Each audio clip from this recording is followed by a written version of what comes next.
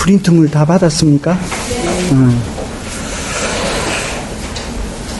자, 그러면 오늘은 수행의 종류로 들어가 보십시다. 수행의 종류는 초기 불교에서 수행의 불교는 크게 나눠서 37 분법이 있고, 또 아비달마로 본 40가지 수행이 있습니다. 이거는 아비달마에만 나오는 것은 아닙니다. 예를 들어서 10가지의 깊이 생각하는 이런 수행은 쌍유타 니카에도 있습니다. 그 다음에는 10바라밀. 이렇게 크게 나눠서 세 그룹의, 세 항목의 수행의 방법이 있습니다. 이것이 전형적인 초기 불교, 즉 테라와다에서 행하고 있는 수행의 방법이라고 할 수 있습니다. 부타께서도 이 방법에 의해서 깨달음을 이루셨고, 우리 역시 이 세 항목의 수행을 쫓아감으로써 성자의 반열에 오를 수가 있습니다. 제일 첫 번째가 37 보리본법.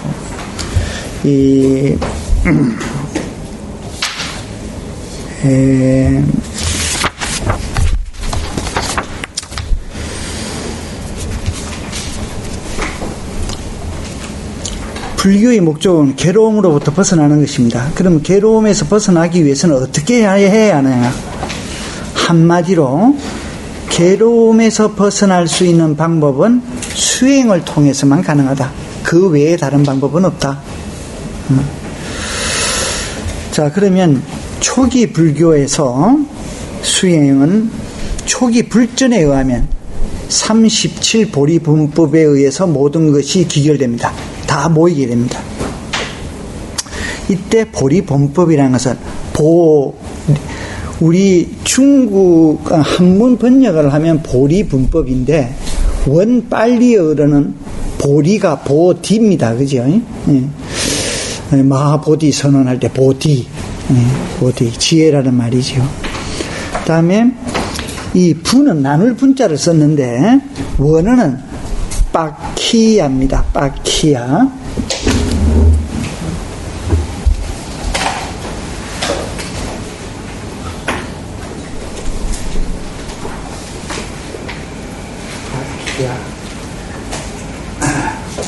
너무 편에 들다라는 말이에요. 너무 편해. 너무 편에 든다라는 말은 편에 든다는 말은 그걸 매개로 해서 그걸 도움으로 해서 법을 본다. 담마. 그래서 37 보리분법이라고 했는데 이 파키야를 뭐뭇에 도움을 받는다라는 의미로 그게 역점을 두어서 번역을 한 것이 중국식 번역인데 그것이 37조도입니다. 예.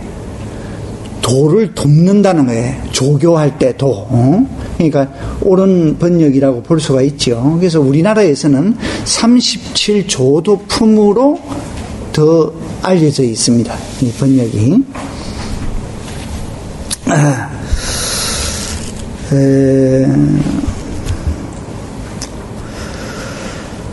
특히 이제 구체적으로 초기 불전에 구체적으로 언급되어 있는 곳은 쌍유타 니카야의 도쌍유타에서부터 성취수단 쌍유타 로 나타납니다. 이 7가지. 그 7가지는 여러분들이 익히 잘 알고 있는 첫 번째가 사념처. 제일 먼저 나옵니다. 알아차림이 확립. 4가지 알아차림이 확립. 그 다음에 사정근. 4가지 바른 노력. 그 다음에 사여의족. 4가지의 성취 수단. 그 다음에 그 유명한 5근. 5 인드리아. 5가지 기능. 그 다음에 오력, 5가지 힘, 2개는 같은 겁니다. 그 다음에 7각지, 깨달음의 요인경에서 보이는 칠각지, 7가지 깨달음의 구성 요소, 그 다음에 8정도, 이렇게 해서 다 합하니까 37가지가 되죠.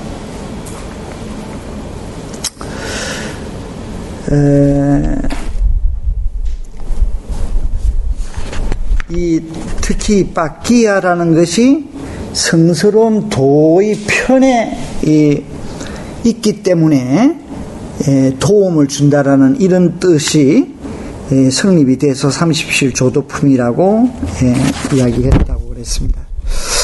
자, 그런데 여기서 우리가 한번 중요한 것은 수행을 통해서 성자가 되면 이 37보리분법, 이것이 그대로 다 드러나게 됩니다.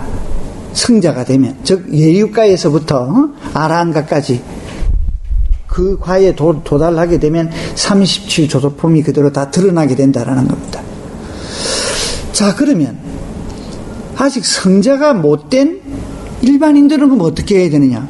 역시 37조도품을 안고 이거의 도움을 통해서 성자가 되는 것입니다. 그러니까 37조도품이라는 것, 37보리분법이라는 것은 두 가지 의미가 있는 것이죠. 깨닫고 나면 이 37항목이 그대로 다 드러나기도 하고, 깨닫기 전에는 이 37가지의 수행 방법을 통해서 깨달음으로 나아가기도 한다는 거예요. 두 가지 의미가 다 있는 것이다 라는 부분을 여러분 좀 명심을 해주시기 바랍니다. 자, 그 중에서 사염처를 먼저 이야기를 하겠습니다. 사염처는 4가지 알아차림이 확립인데, 빨리어로는 짜따로 4가지입니다. 짜따로 사띠빠따하나라고 되어 있거든요. 사띠,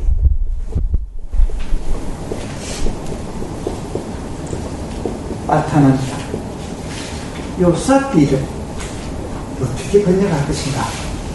이걸 이제 김재성 교수 같은 분들은 고집스럽게 마음챙김이라고 주장을 합니다. 또 이거에 대한 반발을 제일 처음에 해자는 임경스님에 의해서 마음챙김이 돼서는 안 된다 하고 반론을 제기해서 오랫동안 논쟁을 벌였죠. 사띠에 대한 번역은 여러 가지가 있어 왔습니다. 마음챙김, 알아챙김, 알아차림, 주시, 주모, 정관, 정념, 여러 가지가 있었습니다. 또 이 강목스님 같은 분들은 그런 주장을 하죠. 우리가 아나빠나사띠 숫다가 있죠. 아나빠나. 숨이 들어오고 나가는 것을 아나빠나라고 합니다. 그죠? 호, 입, 출입경. 그걸 중국에서 번역하는 것은 안반수이경이라고 되어 있습니다. 안반은 아나빠나를 음사행이라고, 그 다음에 수이, 지킬 숫자에, 이때 의라서 만호입니다. 만호. 즉, 마음을 지킨다. 지킨다고 했을 때는 마음 챙김에 가깝죠. 마음 챙김. 그래서 마음 챙김이라고 해야 되지 않느냐라는 쪽으로 기울고 있습니다. 그런데 이거는 저 개인 생각입니다만, 마음을 챙기는 것으로서 지혜의 통찰이 끝나지는 않는다. 마음을 챙겨서 지금 현재 일어나고 있는 현상을 지켜봐야 합니다. 알아차려야 합니다. 그 알아차림을 통해서 지혜가 일어나는 것이거든요. 그러니까 알아차림을 하기 이전의 단계가 챙김이고, 그 다음에는 알아차림까지 나아가야 된다는 것이죠. 이런 의미에서 사띠는 알아차림의 역할, 기능이 더 강하지 않느냐.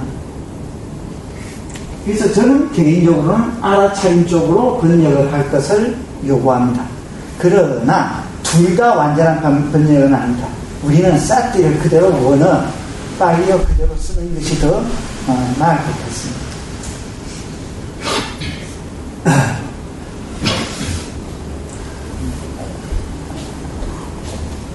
자, 이 사티파타나는 두 가지 언어의 합성인데 하나는 사티고 이 파타나를 어떻게 보느냐에 따라서 두 가지 견해가 있을 수 있습니다.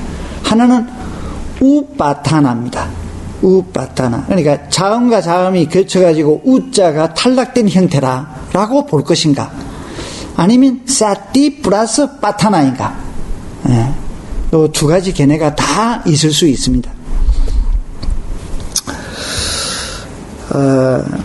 앞에 거 사티 플러스 우파타나라고 했을 때는 알아차린다라는 행위에 강조를 둔 것입니다.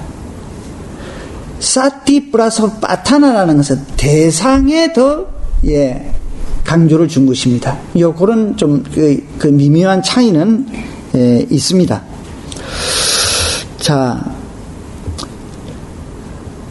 사티 플러스 우파타나라고 이해한 것이 초기 불전에 나타나 있습니다. 쌍유타 니까에 보면 이렇게 되어 있습니다.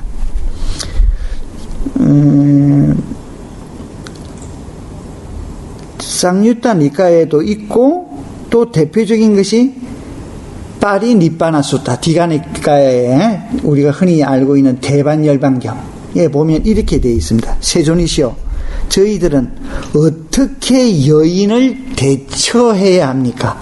여인이 시 안에 딱 들어왔을 때 비구의 입장에서 안 한다요. 쳐다보지 말라. 보지도 말아라.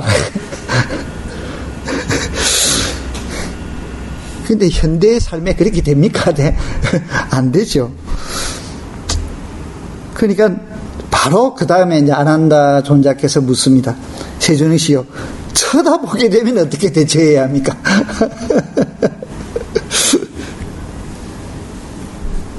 안 한다요. 말하지 말라. 말은 걸지 마라. 세존이시여, 말을 하게 되면 어떻게 대처해야 합니까? 안 한다요. 알아차림을 확립해야 한다. 알아차림을 확립해야 된다. 이때는 마음 챙김보다도 알아차림이라는 의미가 더 강한 쪽에서 사띠를 해석을 했다라는 겁니다.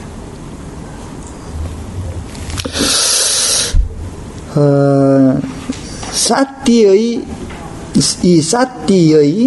원어, 가장 원형은, 언어적의 원형은 기억이라는 의미입니다. 기억.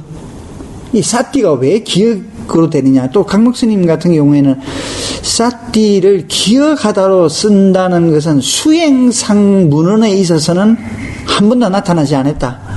그래서 기억이라는 이런 의미에서 사띠를 해석하는 것은 큰 의미가 없다. 뭐 이런 언급이 좀 보입니다.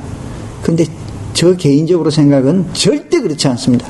매우 중요한 기능을 가지고 있습니다. 의미를 가지고 있습니다. 사띠는 기억이란 게. 사띠는 기억입니다. 사띠는 첫째 주시주목이에요. 두 번째 있는 그대로 보아야 하고 날 것 상태로 낸 걸로 있는 그대로 보아야 하고 세 번째 기억. 왜 기억인가? 우리가 무엇을 안다는 것은 예를 들어서 오른쪽 대퇴부에 통증이 일어났다. 통증이 일어났다라는 말은 통증을 인식했다는 말입니다. 그죠? 수심이라는 것을 인식하지 않냐고는 그게 지금 통증이 있는 거 없는 걸 어떻게 압니까? 그죠? 예. 근데 사띠라는 것은 지금 국수심이 일어났을 때 일어났다는 것을 느끼는, 1차적으로 느끼는 그것이 사띠가 아닙니다. 인식한 것을 다시 아는 것입니다. 이것을 사띠란다. 그런데 한순간에 두 마음 작용은 동시에 일어나지는 않는다고 그랬지 않습니까? 그죠? 그러니까 이 뒤에 아는 것은 뭐냐? 앞에 인식하는 것을 기억을 통해서 다시 아는 것입니다. 물론 이거는 찰나적 기억이기는 하나, 예, 이런 의미에서 기억이라는 겁니다. 기억. 그래서 기억이 의미 없는 것이 아니라 중요한 의미를 가진다. 사티라는 것은 다시 아는 행위이다. 이 부분을 놓치지 마십시오. 이게 수행의 시제에 그대로 연결이 됩니다. 이게 다시 아는 것이다. 자, 제가 이 우파니타 스님은 이렇게 예를 들었습니다. 여기 풀장이 있는데 한 아가씨가 툭 나와. 그래서 한 총각이 옆에서 바로 나와가지고 두 손을 잡고 그 다음에 풀 속으로 둘이가 같이 시장 들어가면서 뒤에서 보고 있어. 뒤에서 보고 있는 이것이 사티다. 뒤에서. 앞에 거는 뭡니까? 루파가 일어나서 그 다음에 그것을 인식하는 행위가 있는 것이요. 예. 그 인식한 것을 다시 아는 것. 이것이 사티다. 이것이 사티다. 이렇게 되지 않으면 그건 사티가 없는 겁니다. 없는 겁니다. 예를 들어서 여러분들이 망상 속에 있었단 말입니다. 그죠? 망상 속에 있었다는 계속 인식작용이 이게 식이 일어났다는 이야기 아니야.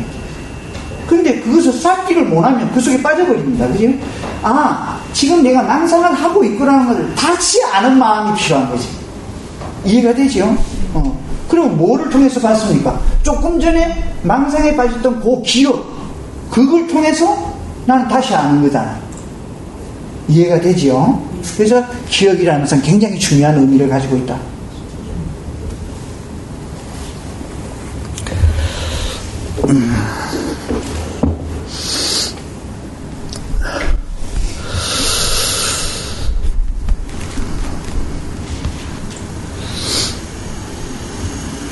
자,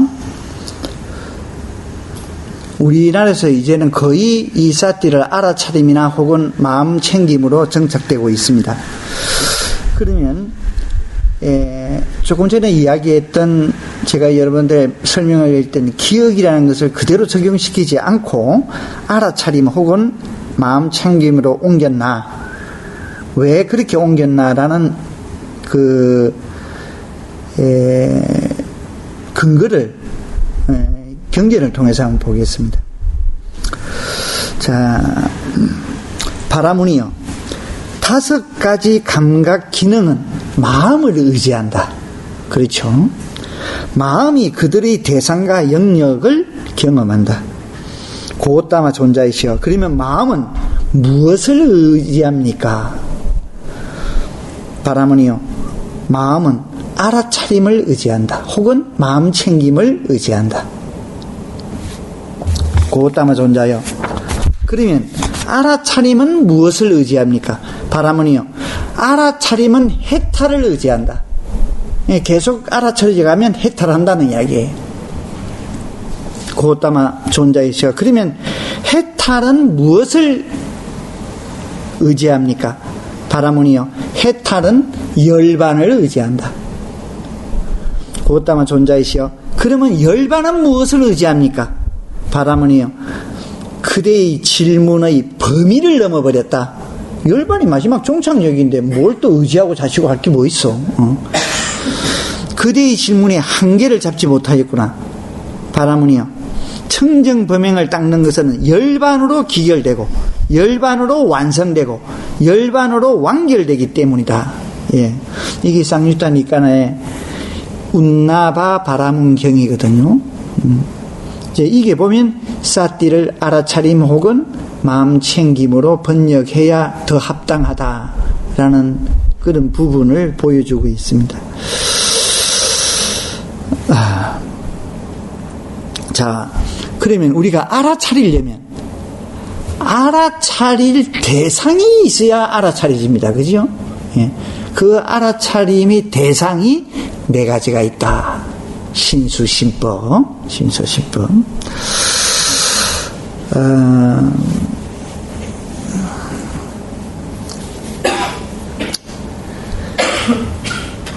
이 4가지 알아차림의 확립 또는 마음챙김의 확립이라고 하는데 여기에서 위험할 부분이 있습니다. 사띠를 마음챙김에 주목할 경우에는 이 마음챙김을 마음을 챙김, 마음을 딱 챙겨. 그죠? 내일 초등학교 학생이 내일 수업 시간에 미술이 들어있어. 그러면 미술 도구를 챙겨놔야지. 이와 같은 거예요. 마음을 딱 챙기는 거야. 이런 의미를 1차적으로 우리가 생각해 볼 수 있겠고, 긍정적인 또 의미에서는 마음이 대상을 챙긴다는 의미를 생각해 볼 수 있습니다. 마음이 대상을 챙겨. 그러니까 대상을 챙긴다는 말은 뭔가 내 마음을 딱 챙겨가지고 대상에 딱 그걸 묶어놔야 돼. 요 뿌리 안 난 송아지는 못 됐거든. 그러면 송아지를 딱 목에 걸어가지고는 기둥에 딱 묶어 놓듯이, 마음을 딱 챙겨가지고는 대상에 주시주목을 해서 알아차려야만이,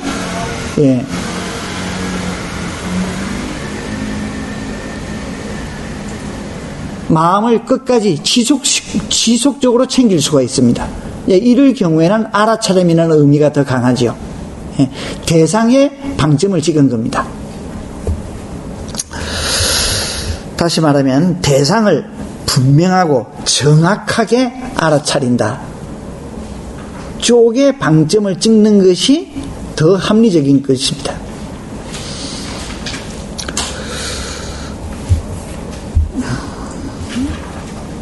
알아차림, 즉 사띠 공부에서 대상은 매우 중요합니다. 대상이 없으면 알아차림을 할 필요가 없죠. 어떤 대상을 선택하느냐, 그것은 사실 중요하지 않습니다. 근데 대상 그 자체는 굉장히 중요해요. 대상이 있어야 알아차림이 되니까. 일어나면 사라지만 주관찰 대상을 볼 것인가, 통증이 오면 통증을 볼 것인가, 이것은 중요하지 않다라는 이야기예요. 어떤 것을 볼 수만 있으면 돼. 그걸 통해서 법만 보면 되니까. 그러나 대상 없이 알아챌 수는 없다라는 겁니다. 사띠는 대상에 깊이 들어가고 대상을 거머쥐고 대상에 확립되어 해로운 표상이나 해로운 심리 현상들이 일어나지 못하도록 마음을 보호하는 역할을 합니다.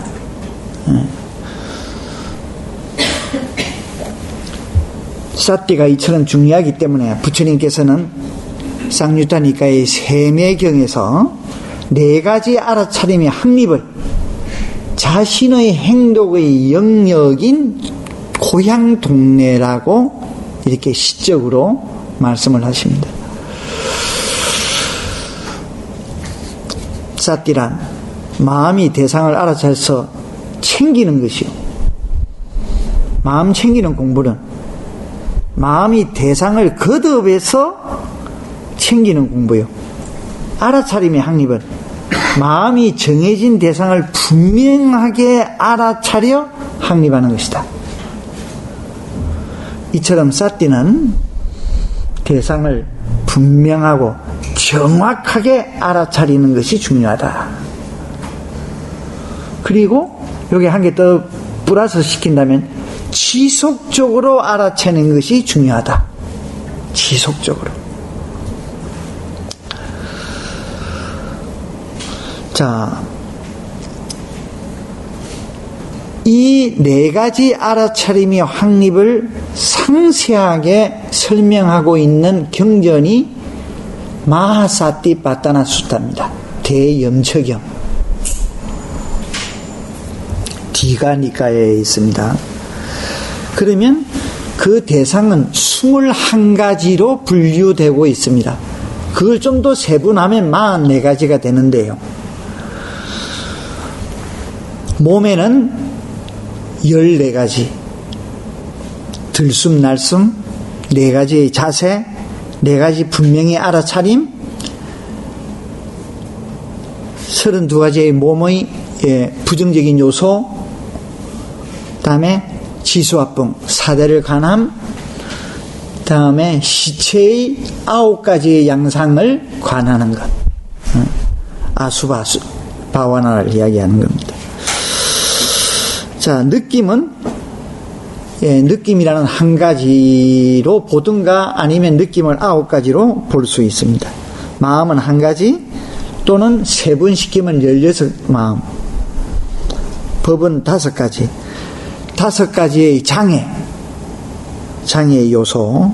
그 다음에 오온으로 파악하는 것. 그 다음에 12초로 파악하는 것. 그 다음에 7가지의 칠각지로 파악하는 것. 그 다음에 사성제로 파악하는 것.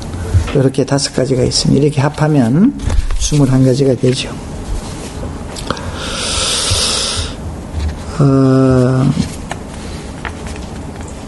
그래서 이 21가지의 대상을 분명하고 정확하게 알아차림함으로써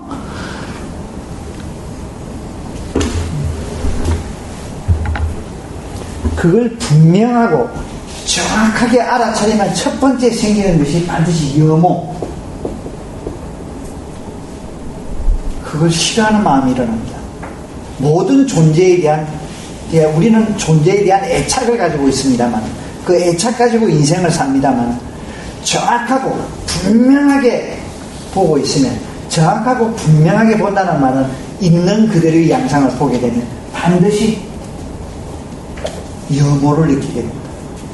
염오를 느낌으로 욕망에서 멀어지고, 욕망에서 멀어지니까 해탈을 하게 되고, 해탈을 하면 했다는 해탈 지견이 반드시 일어난다.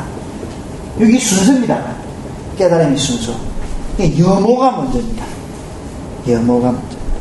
자, 염오를 보려면 전제 조건이 뭐냐? 염오는 뭐를 통해서 보게 되냐? 무상을 통해서 보게 됩니다. 무상, 고, 무아. 그 중에서 무상이 먼저입니다. 네.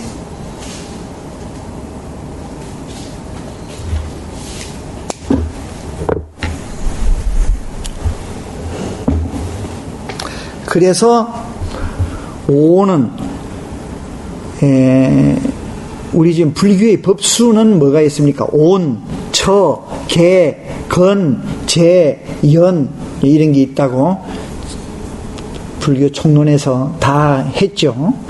다 이걸 이 순서에 따라서 강의를 했던 것입니다. 그죠? 자, 그 중에서 제일 처음 강조되며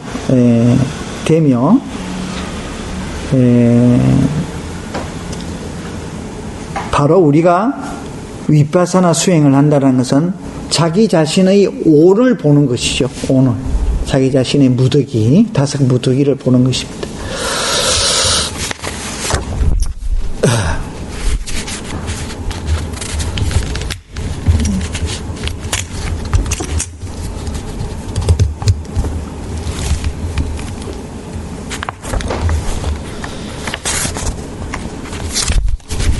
자, 그러면 사념주 수행의 실제에 대한 본문을 좀 해보겠습니다. 거기 전에 참고적으로 우리가 반드시 거쳐야 될 사마타와 이빠사나 수행의 차이는 뭐냐?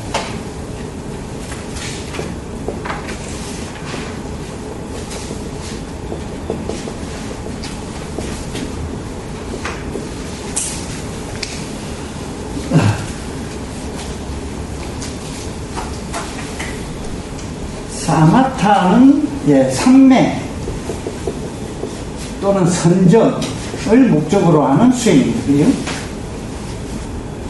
요 위파사나는 통찰지를 목적으로 하는 수행입니다. 두 수행의 우리 이 지구상에 있는 모든 수행의 방법은 이 2가지로 딱 나눕니다. 수행의 종류는 굉장히 많죠. 인도의 요가, 요가는 100미치까지가 됩니다. 그죠? 또 중국 도교의 수행 종류는 중국은 인도보다 종래기들이 많아 놓으니까 수행의 방법도 더 많습니다. 몇 배까지가 되는지 몰라. 그러니까 불교에서도 40가지, 그럼 다 그걸 합해도 사마타와 이빠사나 두 개로 딱 나눌 수가 있다. 모든 수행의 공통 분모는 뭐냐? 마음 집중. 마음 집중 없이 사마타나 이빠사나는 이루어지질 않습니다. 자, 그런데 우리가 마음을 집중하기 위해서는 무엇을 필요로 합니까? 마음을 집중할 대상이 있어야 돼요. 대상. 그러니까 이 대상에 따라서 두 개는 나눠진다는 거예요. 사마타 수행은 그 대상이 하나입니다. 우선. 이거는 비파사나 수행은 여러 가지예요. 사마타 수행은 그 대상이 고정적입니다. 예를 들어서 까지나 같은 거, 지수화풍을 관하는 노란색 원판을 지금 내가 관한다고 했을 때 빠따이 하면서 노란색 원판을 봅니다. 화장실을 가고 싶어. 그러면 노란색의 컬러 이미지를 고정시켜야 돼. 그걸 놓치면 안 돼. 그 이미지를 그대로 가지고 화장실까지 가는 거예요.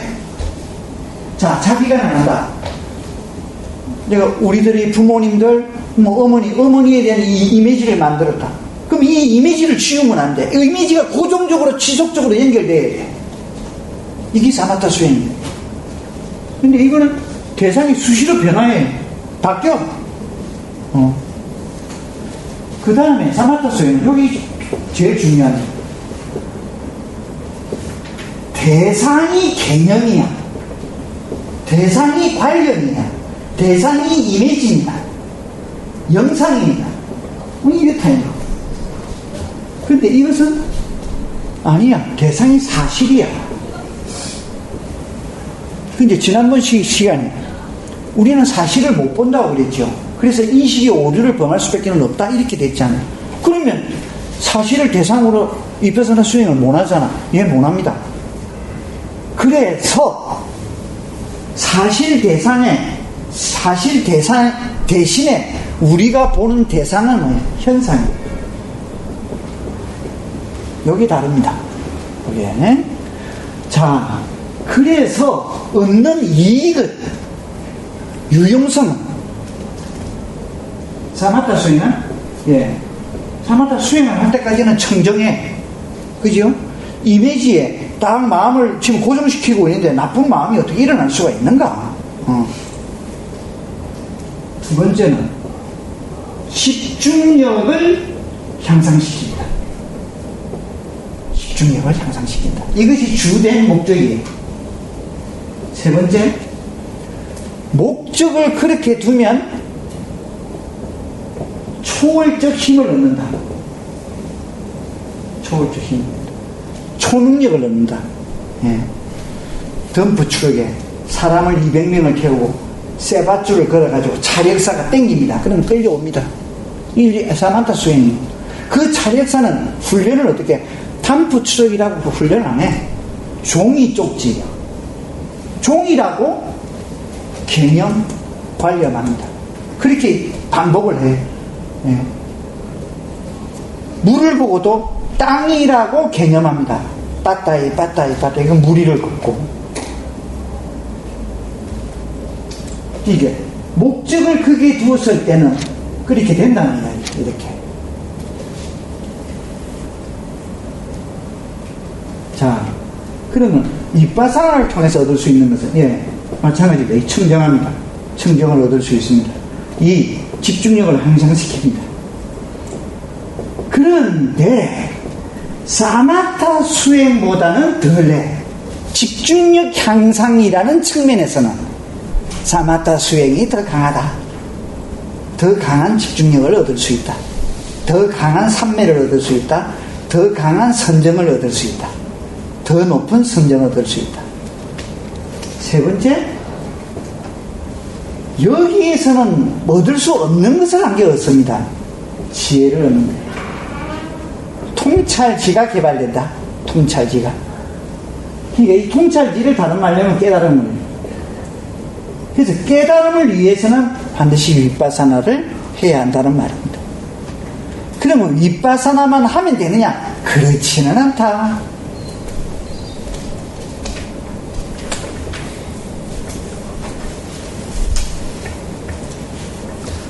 사마타 수행 안에는 이런 좋은 이런 면들이 있기 때문에 이런 것들을 밑에 바탕에 깔고 그 위에서 윗바사나를 하는 것이 보다 더 바람직하다. 그래서 사마타 수행에는 지금 소개되어 있는 게 37개까지가 있거든요. 그런데 그 중에서 어떤 것은 선택적으로 하되 반드시 해야 되는 것이 있습니다. 이제 저는 이것도 이제 개인적인 문제입니다. 이건 뭐 어떤 문헌적인 근거를 가지고 하는 것이 아니고 수행의 실제상에서 경험되어진 결과가 첫째, 자비가는 반드시 해야 된다. 자비가 아침에 하루를 시작하기 전에 자비간을 먼저 하고 하루를 시작하도록 하자. 두 번째, 부정간입니다. 이 부정간은 매일 하는 것보다는 이거는 경우에 따라서 하는 게 좋습니다. 왜 이제 이성의 몸뚱아리가 탐할 것이 못 된다는 것을 관하는 방법이거든요.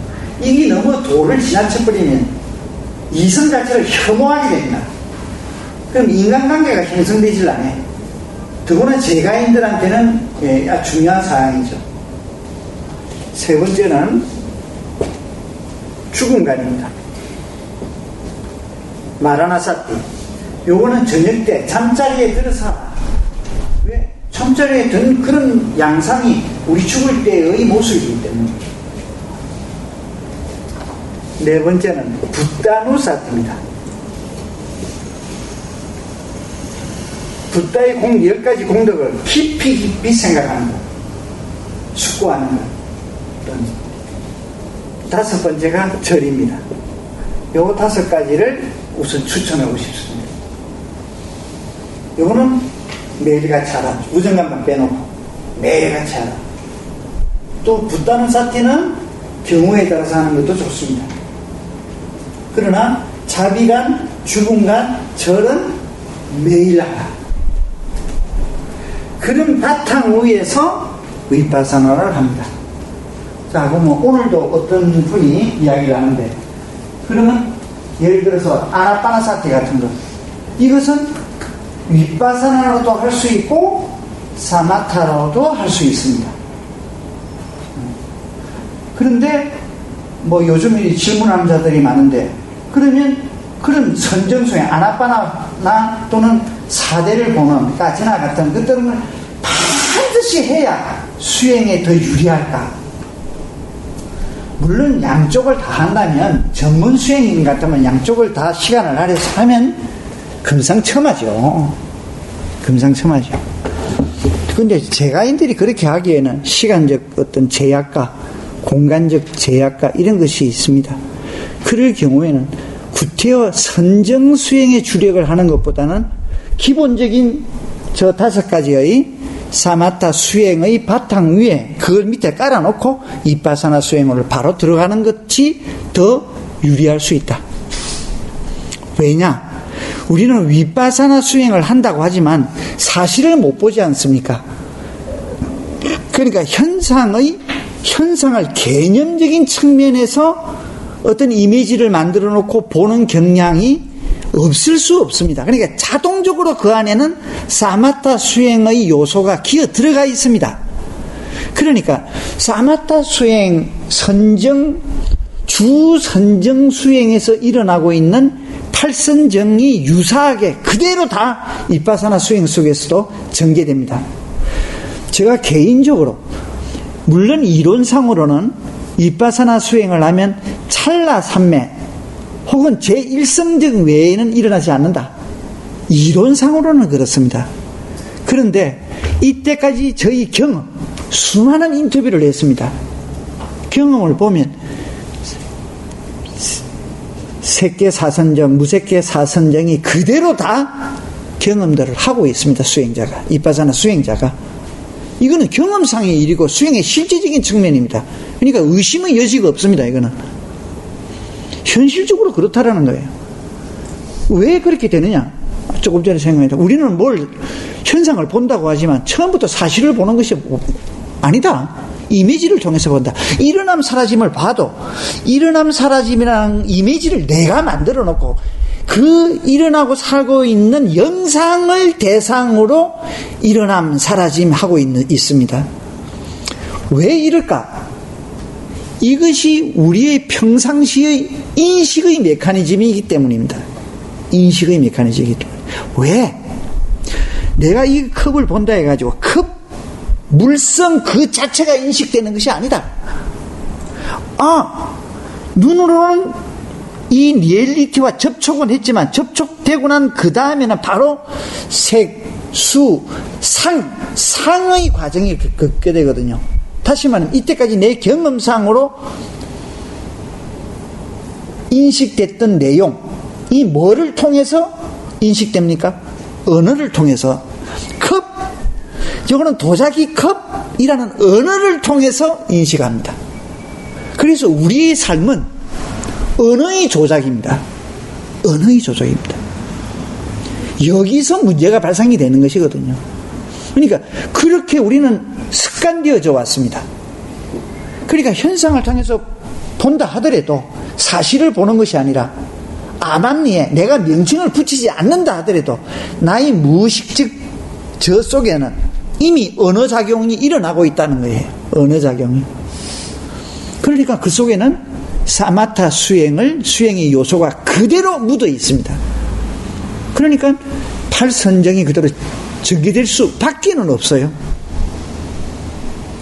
이런 것들을 참고해서 여러분이 수행의 방향을 결정을 하면 될 것입니다.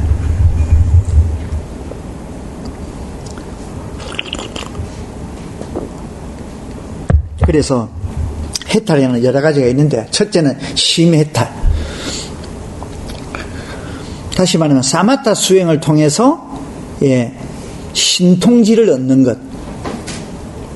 선정이 아주 깊게 들어가 가지고 마음이 악한 마음이 일어나지 아니하고 깨끗한 마음이 그대로 유지되는 것. 심해탈. 그 다음에 윗바사나를 통해서 통찰지가 개발됨으로써 얻는 해해탈, 지혜해탈. 이 양쪽을 다 얻는 것을 양면해탈이라고 합니다. 양면해탈이 될 수 있으면 제일 좋죠.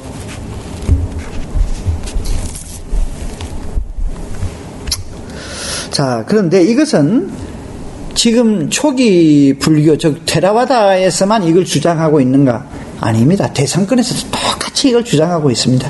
천태의 지관 수행, 그죠? 그러니까 또 우리의 보조 진울 스님의 항상 주장하는 게 정해상수였지 않습니까? 정해상수. 정이라는 것은 선정이거든요. 해는 통찰지고 정해상수. 양쪽을 다 수련해야 한다. 이거는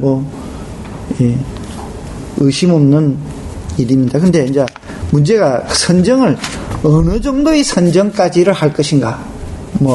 그게 약간들의 의견들이 있을 수가 있죠.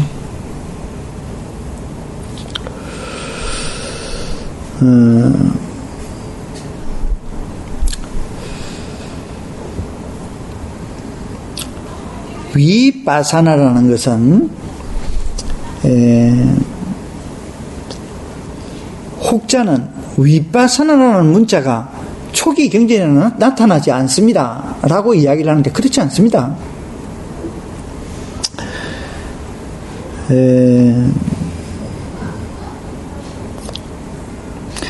예를 들면 마찌마 니까에 보면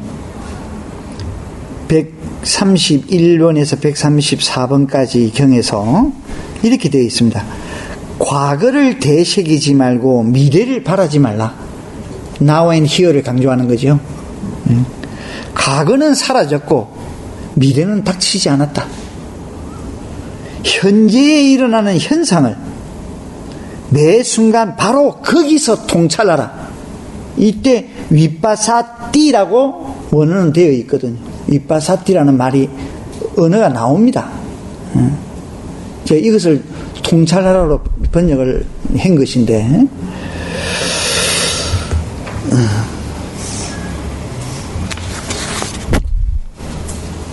자, 언제 한 번은 대염처경, 우리 이빠사나의 가장 소위 경전이라고 할 수 있는 마사띠빠따나 수타 전체를 한번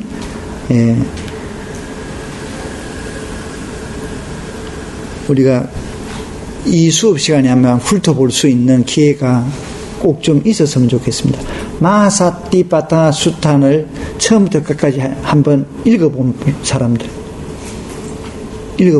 손 들어 보십시오. 그러면 이 수업 시간에 한번 읽어보도록 그렇게 한번 해보겠습니다. 자, 그러면 이빠사나의 수행의 방법의 실제에 대해서 한번 좀 이야기하겠습니다. 이걸 빨리 전달을 해야 요즘 아침 10시부터 금요일날은 수행을 하고 있는데, 개개로 지도하지 아니해도 우선 기본적으로 다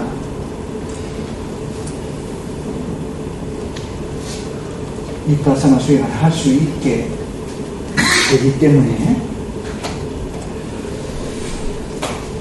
자, 대상은 4가지가 있습니다. 그죠? 신수, 신법, 신, 수, 신.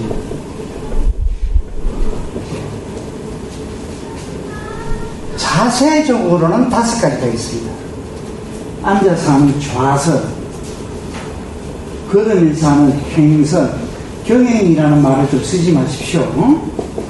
이거는 몸을 푼다는, 몸을 가볍게 푼다는 의미가 더 강합니다. 가나선에서 50분을 앉고 10분을 호행식으로 몸을 푼다는 의미가 더 강합니다. 그런데 우리는 그런 것이 아니거든. 자선과 똑같은 알아차림이 수행입니다. 그러니까 행선이라는 말을 써요. 그 다음에 주선.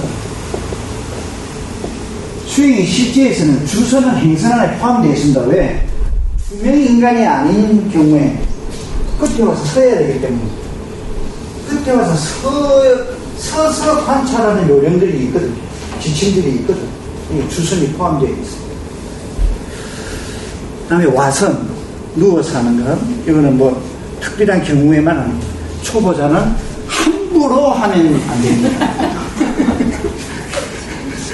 절대 금물입니다. 그냥 밑바닥으로 들어갑니다. 그 다음에 생활성. 이제 일상생활을 하면서 통찰을 할 수 있는 거. 이게 제일 파이널 목적이겠죠. 이게. 근데 이게 되려면 어떻게 됩니까? 여기 다 되어야 이게 돼. 그죠? 이게 물론 생활선을 하려고 노력은 해야 됩니다만, 그게 잘 되려면 수행지가 열심히 자선하고 행선하고 이렇게 돼야 이게 된다는 이야기입니다. 자, 이 중에서 자선에 대해서 먼저 이야기를 하겠습니다.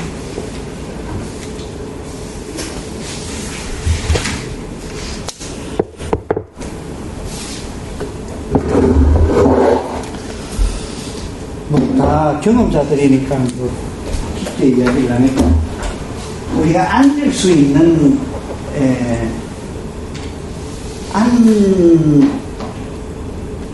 발의 위치를 놓는 3가지 방법이 있습니다.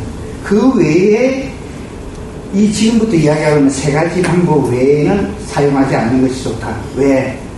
우리의 건강의 문제에서 대퇴부가 균형을 이루는 것이 매우 중요하다. 그러니까 예를 들어서 우리 절길에서 유행했던, 그동안 유행했던 반 가보자, 이런 건 하지 말아요. 이렇게 되면 오른쪽 대퇴부가 들리게 됩니다. 그래서 결 가보자를 하든가, 아니면 우리가 지금 절길에서 2개를 다 넣는 거, 혹은 꿇어 앉는 거, 요 3가지 중에 하나만 써요. 또 하나는 굉장히 이제 추천하고 싶은 것은, 조그만 이런 의자를 만듭니다. 의자를 만들까 한쪽과 앞쪽과 뒤쪽을 15도 정도 경사를 해. 그리고 그 위에 자복을 한 개 얹고,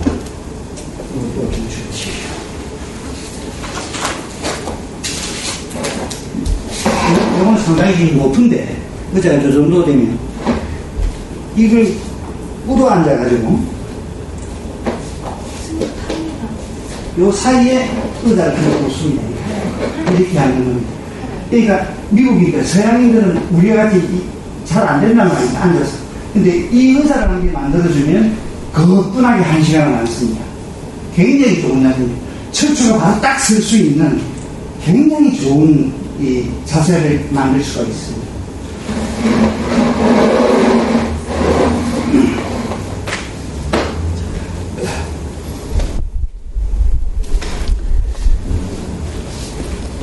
자, 자세는 그런 자세를 취하고요.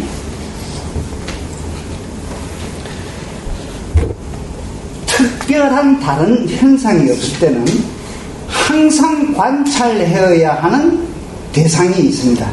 그걸 주관찰 대상이라고 합니다.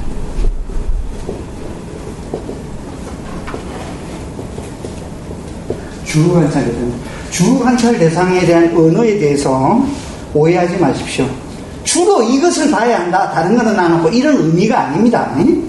특별한 현상이 없을 때는 멍하게 있지 말고 이것을 보아라. 뭐냐? 호흡이다. 자, 대영처경에는 마사띠 빠따나 수타에는 이렇게 되어 있습니다. 숨이 들어오면 숨이 들어왔다는 것을 알고, 숨이 나가면 숨이 나갔다는 것을 알고, 숨을 길게 들이쉬면 숨이 길게 들이쉬고 있다는 것을 알아라. 숨을 짧게 들이쉬면 숨이 짧게 들이쉬다는 것을 알아라. 알아차려라. 뭐 이런 식으로 설명이 되어 있단 말입니다. 자, 그 말은 뭡니까? 호흡 전반적인 것을 다 보아라라는 말이에요. 그럼 호흡이라는 것은 굉장히 복잡합니다. 자, 가슴이 넓어져. 허파가 넓어진다는 말이에요.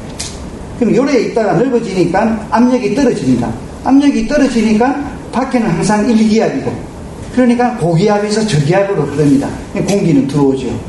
제일 먼저 들어오는 것이 코끝입니다. 그죠? 그래서 코끝의 접촉감이 이제 느껴지죠. 그 다음에 그것이 기관절을 통해서 허파로 들어갑니다. 그리고 허파는 더 팽창하게 되죠. 팽창하니까 횡격막을 횡명을 누르니까 복부 부분이 팽창됩니다. 이것이 들숨입니다. 이 전체를 봐야 된다는 거예요. 그러자 허파는 수축됩니다. 수축되니까 기압이 높아집니다. 그러니까 공기는 허파에서부터 기관지를 통해서 코끝으로 나갑니다. 코끝에 접촉감이 생기죠. 그 다음에 횡격막이 위로 올라오니까 팽창됐던 복부가 수축합니다. 요 전체의 메커니즘을 날숨이라고 합니다. 이 다 봐야 합니다. 자, 그런데 여러분들이 사띠의 능력이 아주 탄탄하게 개발이 되면 이렇게 됩니다. 이게 전부 다 보입니다. 그런데 수행의 실제에서는 이것이 다 보이는 것이 아니라 중간 통로는 마치 없어지는 것처럼 보이고, 요 끝에 있는 접촉감과 배의 팽창, 그게 이렇게 된다. 이렇게 돼요. 중간 부분은 거의 못 느낍니다. 수행의 실제에서는. 그러나 이렇게 항상 이걸 다 보아. 근데 수행의 초반부에서는 이렇게 보는 것이 불리하다. 국부적으로 보는 것이 중요하다. 국부적으로 봐야 마음이 집중됩니다. 그래서 그렇다면 코에서 공기가 들어오고 나가는 포인트를 주관찰 대상으로 잡든가, 배의 팽창과 수축을 잡든가, 어떤 걸 좋아해도 좋다. 둘 중에 하나만 잡아라. 그런데 개인적으로는 배를 잡는 것을 권유를 하고 싶습니다. 이유는 몇 가지 이유가 있습니다. 첫째는 우리 동북아시아권, 즉 한문 문화권에서는 옛날 고래로부터 뭐 단전을 중심으로 뭐 어쩌저저저저 하고 수행하고 이런 것들이 굉장히 보편적 사고였습니다. 그죠? 그러니까 그거는 그럴 만한 이유가 있는 거죠. 그러나 단전을 보는 것은 아닙니다. 단전하고 우리 수행은, 위파사나 수행은 아무 관계가 없습니다. 예. 단전에 매료되면 안 돼. 근데 어쨌든 복부를 보는 거예요. 복부는 보는 거예요. 또, 이 복식 호흡은 굉장히 중요합니다. 이거는, 건강상에 있어서 우리가 기관은, 우리 몸은 기관의 조합으로 되어 있고, 기관은 세포의 조합으로 되어 있습니다. 그죠? 세포는 채소의 단위가 아닙니다. 세포 안에는 생명체가 또 있습니다. 미토콘드리아라는. 이 미토콘드리아가 호흡을 해야 돼.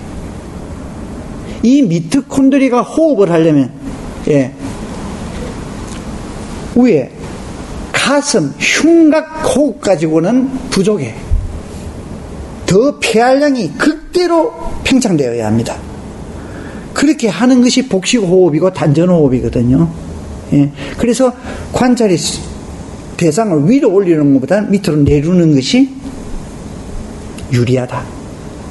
이 미토콘드리아의 그 활력을 주기 위해서는.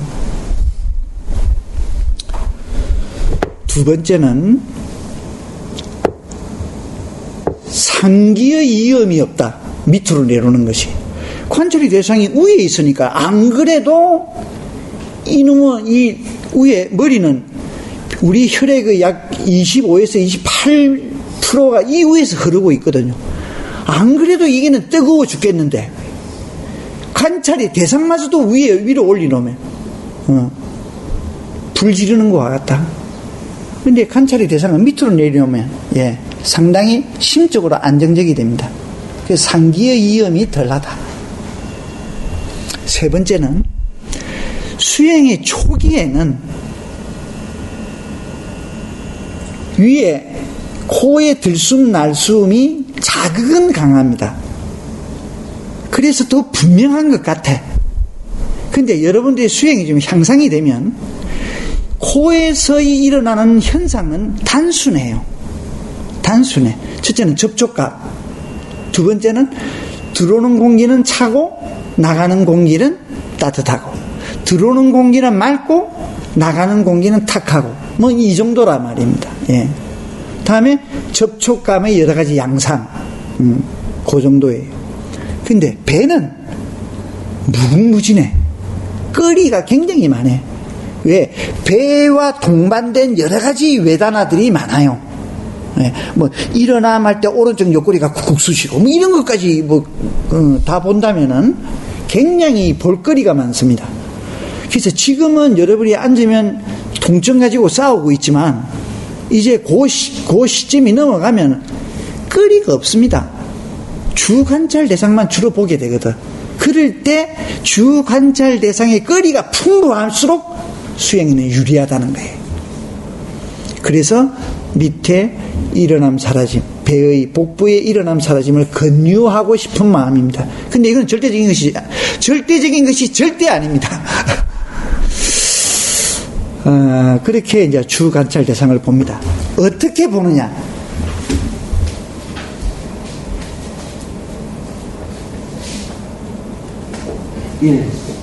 자,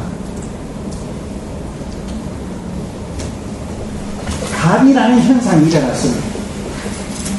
갑이라는 현상이 일어났다. 이렇게 보면 1. 갑이라는 현상이 일어났음을 알아차린다. 이때 알아차린다는 의미는 사띠의 사띠입니다. 다시 말하면 단순하게 그냥 아는 것입니다. 단순하게 인지하는 것, 단순하게 인식하는 것, 그 이상의 의미가 없다는 거예요. 두 번째, 갑이라는 현상에 대해서 갑이라는 명칭을 부여하고, 명칭을 써라. 방편상으로. 여러분들이 수행이 깊어지면 좀 달라집니다. 근데 초기에는 명칭을 써먹는 것이 유리하다.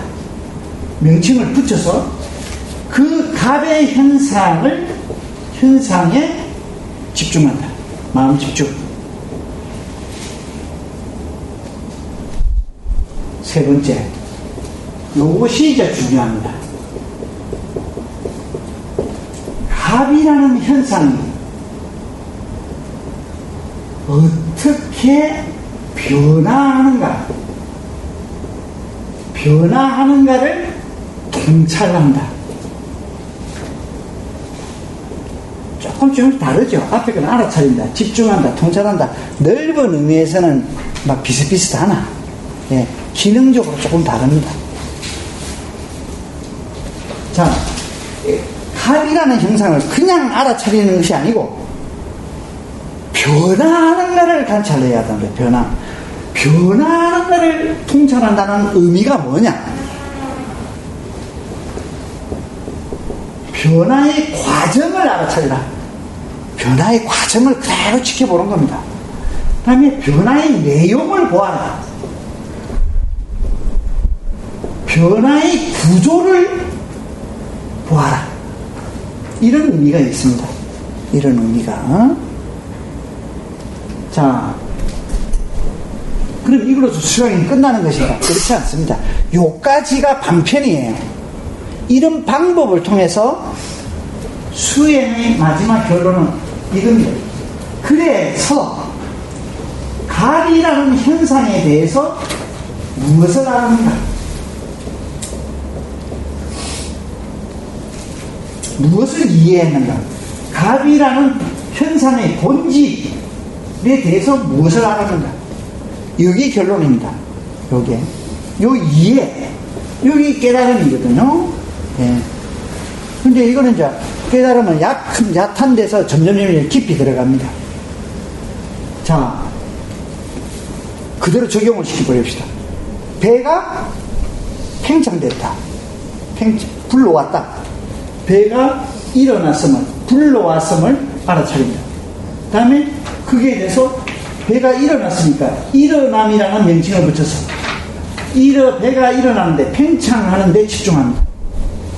그 다음에 팽창하는 현상이 어떻게, 팽창이 한 번 딱 팽창해서 가만히 있는 게 아니라 팽창되는 과정이 있죠.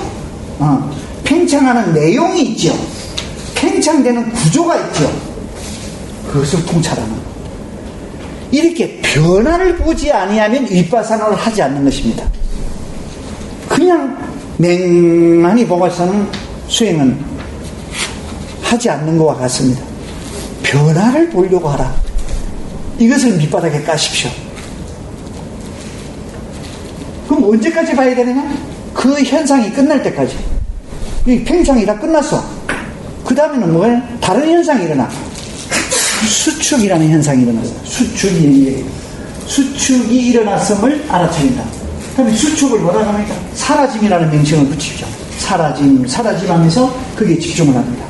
그 다음에 사라지는 현상이 어떻게 변화하는가?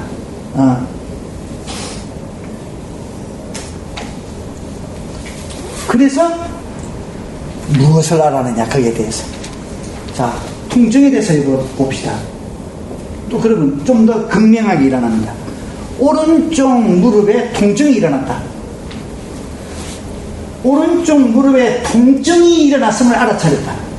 그래서 통증이라는 명칭을 붙이고 통증에 딱 집중을 해. 그러니까 그 통증이 어떻게? 가만히 보니까 통증은 점점 더 강해지면서 가만히 보니까 쿡 쑤시고 있었다. 그러면 말은 통증을 처음에는 배웠는데 가만히 들여다보니까 그것이 쑤심이었다는 거예요. 예. 통증의 변화를 따라서 쭉 보고 있으니까 그거는 통증이 아니라 쑤심이었다. 통증이라는 것은 쑤심, 저림 이런 걸 합해가지고 통증이라는 추상 명상을 언어화시켜 놓았을 뿐이고 실제로 그게 있는 것은 지금 현상적으로 일어나고 있는 것은 쑤심이었다는 거예요. 아하, 통증은 개념상으로만 있는 것이고 통증은 사실이 아니구나. 실제 그게 있는 것은 쑤심이구나. 이걸 이해하게 된 거지. 1차적으로 껍질 한 개를 벗어나 1차적인 깨달음을 얻은 거예요. 이렇게 알아졌다? 그러면 이제 나의 관찰의 대상은 뭡니까? 통증이 아니지. 쑤심이지. 쑤심이 일어난 거야. 이 수심을 알아채서 수심이라는 면적을 붙이고 수심에 집중한다. 근데 그 수심이 어떻게 변하는가? 점점 더 쑤시는가? 점점 옅어지는가? 수심이 한 자리에서 일어나는가? 수심이 옮겨 다니는가? 혹은 여러 가지. 이 수심이라는 것이 또 껍질이 덮여집니다. 수심이라는 것도 개념임을 나중에는 알게 돼. 실제 일어나고 있는 것은 수심이 아니야. 이 자리에서 말은 못하겠지만 여러분들이 찾아내야 되겠지만 딱 이겁니다. 공식이 딱 요거야. 요거. 이 이상이 없어요. 이게 모든 관찰할 때마다 이것이 그대로 적용되는 거예요. 단순합니다. 근데 이렇게 단순하게 안 하고 이것을 분석하고 생각하고 왜 자꾸 여러분들은 이렇게 몰아가니까 수행이 복잡해지는 거예요. 생각하지 말 것, 분석하지 말 것, 단지 있는 그대로 지켜만 볼 것, 통찰만 할 것, 관찰만 할 것, 그것도 변화를 관찰할 것, 이겁니다. 자, 그 다음에는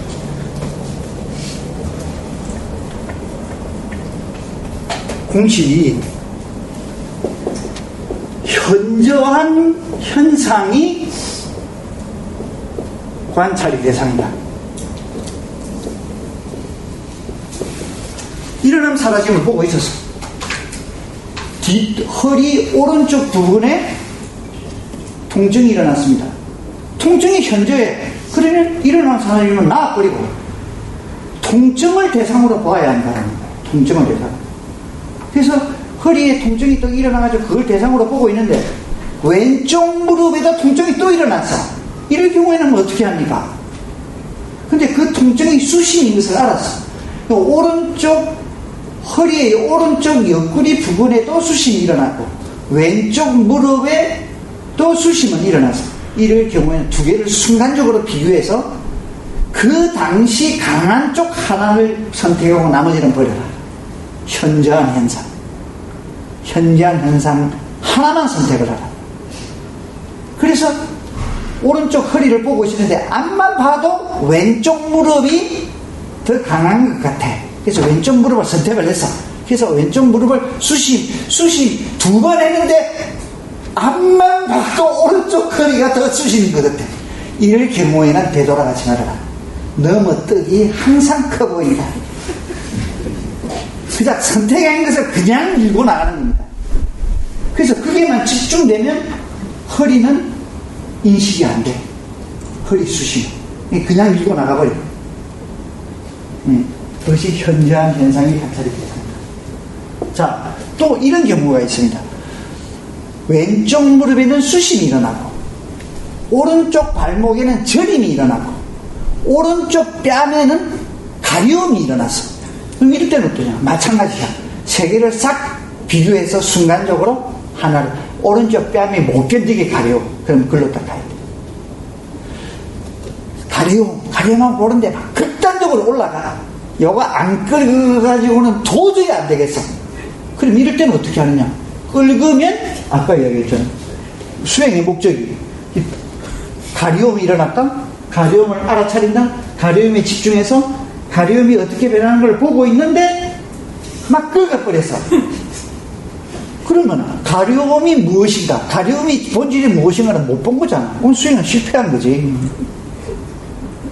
그러니까 웃자든가 안 끌고 갈 때까지 가야 돼. 갈 때까지. 자, 그러면 어떻게 하면 갈 때 참는다고 되느냐? 참는다고 안 되지. 그러면 어떻게 해야 되느냐? 긁고 싶은 그 마음을 대상으로 보아라. 마음. 그러면 그 마음 안에는 한 가지 마음만 있는 거 아니야. 긁고 싶다. 없애버리고 싶은 욕망. 긁을까 말까 번민하는 마음. 또 이게 안 없으니까 막 짜증이 나. 이런 마음 여러 가지가 중첩되어 있어요. 그 마음을 다 봐. 그 마음을 다.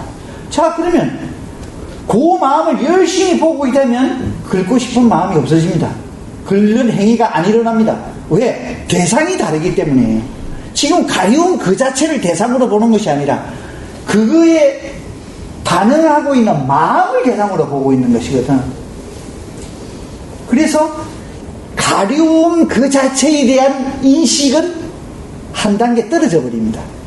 그래서 안 끌게 되는 것이죠. 그래서 그 마음이 다 없어지면 가려움으로 다시 가면 돼. 그래서 또 한 서너 번 가려움 하니까 또 절정으로 올라가. 그럼 마음으로 또 갔다가 마음이 또 잘 없어지면 또 가려움으로 갔다 왔다. 여기 거미줄을 쳐놨어. 그러면 요만한 모기새끼가 하나 탁 붙어. 그러면 쭉 가가지고 그거 냠냠 처분하고 또 싹 지자리에 옵니다. 그럼 파리가 하나 또 탁 붙어 가가지고 얌얌 하고 싹 옵니다. 이거와 같아. 그 이상 어떤 것도 하지 말아라는 거야. 그 이상. 요것이 이제 기본입니다.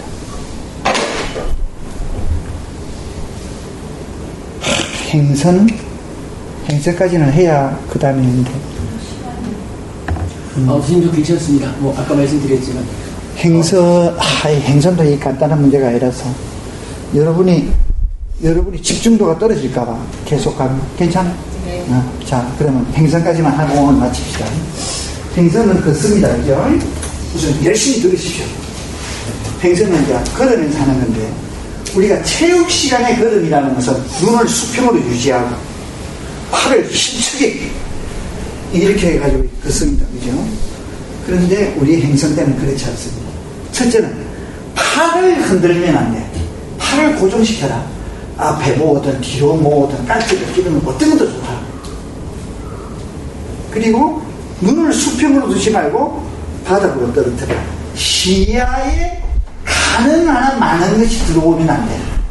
많은 것이 들어오면 다 상념이 일어납니다. 생각. 밑으로 떨어뜨려. 어떻게까지 떨어뜨리는 게 좋으냐? 자기의 앞꿈치가 보이지 않을 정도로 멀리. 자기 키의 2배 내지 3배. 그래서 걷습니다. 근데 보통 걸을 때는 우리가 약간 팔자예요. 그래야 안정감이 있죠. 근데 행선에서 걸을 때는 11자로 걸어가. 여기 11자로 걸으려고 집중하지 않으면 이게 잘 안 돼. 그래서 요 조그만한 테크닉이 여러분이 집중력을 키웁니다.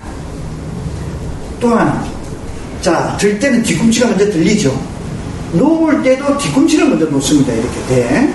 그런데 행선할 때는 들 때는 뒤꿈치를 먼저 들 때, 놓을 때는 수평으로 놓아라. 11자로 걷고 수평으로 놓으려고 해. 요 2가지 테크닉이 여러분의 집중력을 돕니다. 그래서 자, 벽에 와서 벽 가까이 오면 한 걸음 내지 2걸음 전에서 반드시 일어납니다. 서야지 라는 의도가 일어납니다. 의도를 보려고 하라. 의도는 처음에는 잘 안 보여. 그래서 딱 서고 나서 의도를 보려고 하는데 의도를 잘 모르겠다고 의도가 어디에 있을지 하고 막 찾아서 이제 나섭니다. 찾아 나설 필요는 없다. 새털같이 많은 날, 이거 지금 못 보면 다음에 보면 돼. 그걸 분석하거나 생각해서 찾아낼 생각은 하지 마라. 그래서 딱 섰어. 의도를 따고 섰어. 자, 경전에는 서 있을 때는 서 있다라는 것을 알아차리고, 앉아 있을 때는 앉아 있다라는 것을 알아차리라.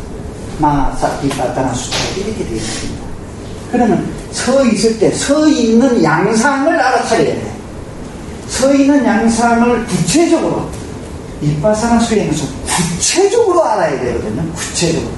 둥그리 뭉실하게 아는 것은 하등의 법을 보는데 도움이 안 됩니다.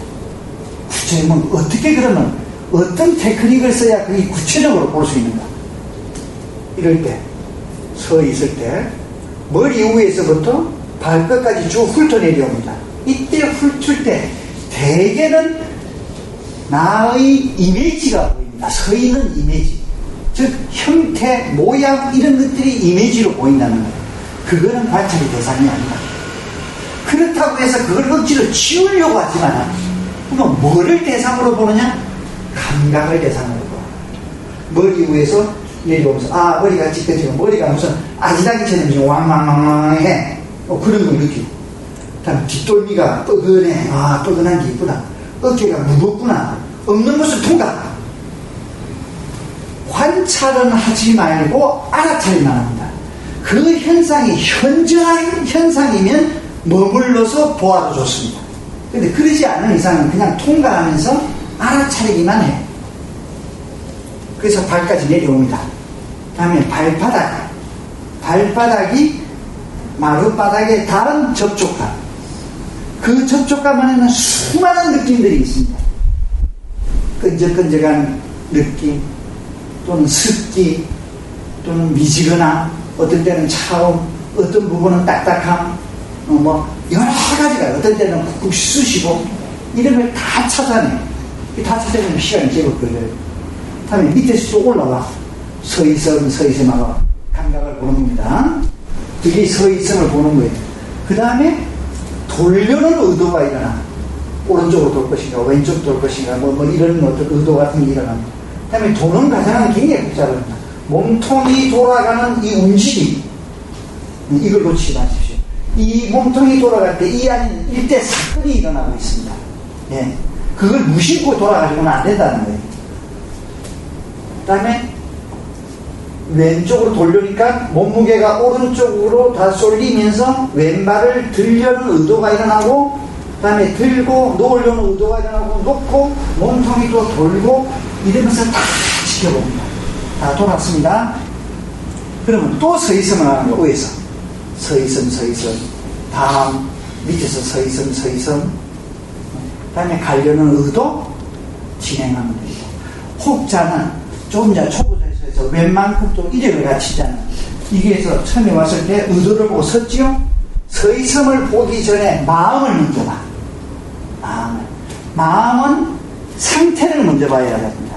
상태를. 마음이 덤덤해지면 1차적으로 중립의 상태다. 중립의 상태가 확인되면 그 다음으로 서있음으로 넘어가면 됩니다. 근데 어떤 마음작용이 일어나 있으면 그 마음작용을 계속 봐야 돼요. 소멸할 때까지. 이 소멸이 되면 덤덤해집니다. 그러면 서있음으로 넘어가면 되겠습니다. 그 다음에 이제 다 우여곡절을 지내가지고 오는데 돌았죠? 서있음 다 하고, 다 서있음이 다 끝나고, 다음에 마음을 또 봐. 그리고 앞으로 나가려는 의도 진행합니다. 자, 걷는 과정에서는 그러면 뭐를 볼 것인가? 걷는 과정에서는 주관찰 대상이 있습니다.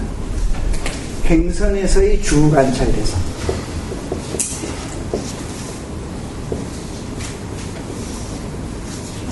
두 가지가 있습니다. 여기는 복숭뼈 밑의 복숭뼈 밑에 요 부분의 두 가지인데, 먼저 하나는 움직임입니다. 하나는 느낌입니다. 이걸 처음에 두 가지를 다 보려고 하지 마라. 움직임을 먼저 봐. 자, 걸을 때 단계별로 걷습니다. 한 걸음이 처음에는 한 현상으로 봅니다. 오른발, 왼발, 오른발. 이거는 자선에서 일어나자마자 한 2번 정도 왔다 갈 정도의 시간이면 됩니다. 짧게 알아야 돼요. 그 다음에 좀 더 자세히 보면 한 현상이, 한 걸음이 두 현상으로 되어 있습니다.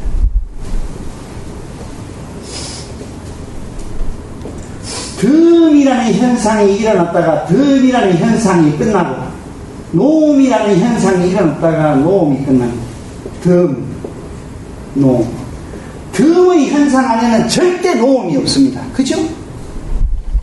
덤이 시작돼서 덤이 끝납니다. 덤이라는 움직임이 시작, 그 다음에 들어서 쭉 진행돼서 덤이 끝납니다. 끝. 덤이라는 움직임의 시작과 끝을 보려는 주제의식을 갖고 보아라.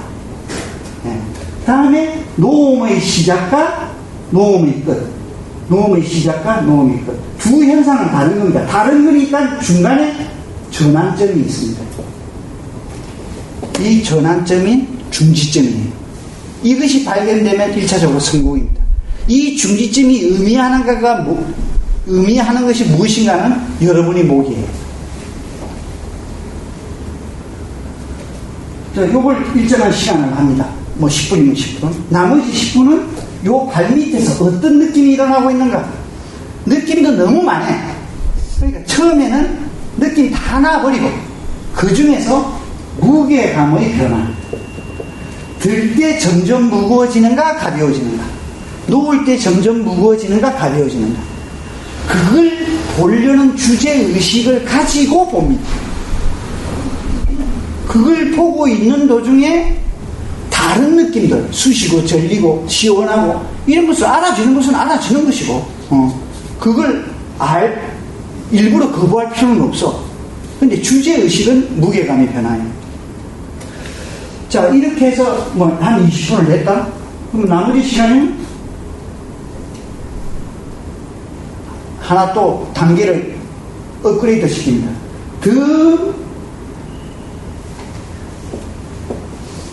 나감 혹은 밈, 그 다음에 농, 중지점은 두 군데가 생깁니다. 그렇죠?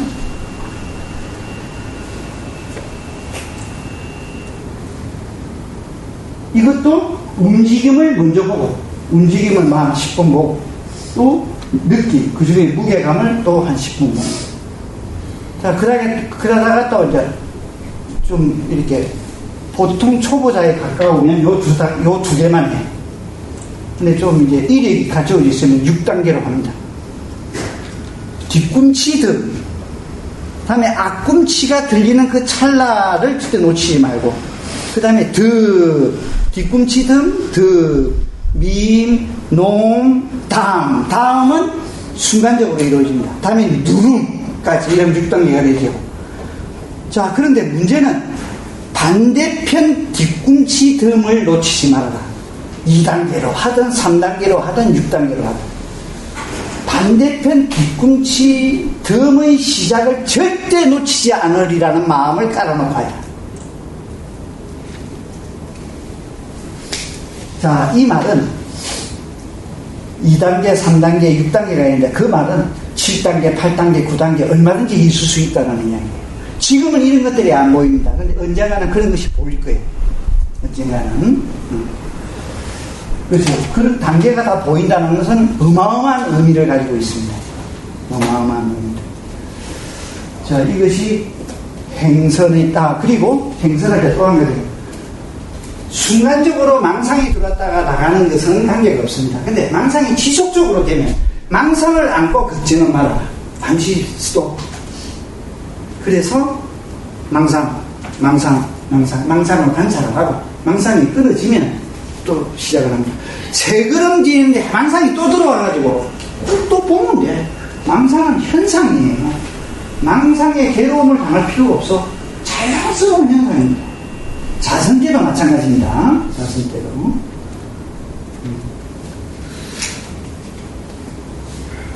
행선의 테크닉은 무궁무진해요. 근데 이것이 이제 기초입니다. 이것이 기초입니다. 그래서 행선이 굉장히 행선을 해야 되는 많은 이유가 있습니다. 첫째는 한 행위를 지속적으로 우리는 하질 못합니다. 두 번째는 다섯 인드리아를 균형 있게 개발을 해야 합니다. 그래서 다섯 인드리아라는 것은 뭡니까? 신심, 알아차림, 마음 집중, 그다음에 노력, 그다음에 지혜입니다. 그죠? 그런데 노력과 마음 집중, 이것은 서로 보완관계에 있습니다. 노력을 도와주는 것은 행선입니다. 집중, 삼매를 도와주는 것은 자선입니다. 이 두 개가 밸런스를 유지해야 되거든. 1차적인 밸런스의 대상은 시간입니다. 그래서 1시간 자선했으면 1시간 행선을 하라. 그래야 수행이 제대로 밸런스를 가지고 진행이 된다. 그 다음 중요한 것은 행선이 잘 되면 생활선에서 굉장히 유리합니다. 생활이라는 것은 좀 더 움직이는 것 아니에요. 움직이는 가운데 그 알아차림이 잘 염습되면 일상생활에서의 알아차림이 굉장히 용이하게 됩니다. 그래서 또 수행의 향상의 조짐이 행선에서 먼저 일어납니다. 그래서 행선을 절대 게을리해서는 아니 됩니다. 근데 대개의 수행처에서 보면 행선은 반쯤 노는 시간이거든. 안 마르는 목 꼭 그 숙소에 가가지고 물 한 그릇 먹고, 안 나오는 오줌 꼭 변소해 가지고 한 번 더 안고, 이래가지고 자꾸 행선의 시간을 까먹어. 그러면 수행은 늦어요. 행선을 충실하게 하라. 그러면 금방 수행은 달라집니다. 자, 오늘 여기까지 하겠습니다. 이당매 바와낭 아사와가야왕 호트 이당매 바와낭 니빠나사 빠짜요 호트. 이와 같은 수행 공덕으로 모든 고통으로부터 벗어나고 이와 같은 수행 공덕으로 니빠나를 증득하여지이다. 사두 사두 사두.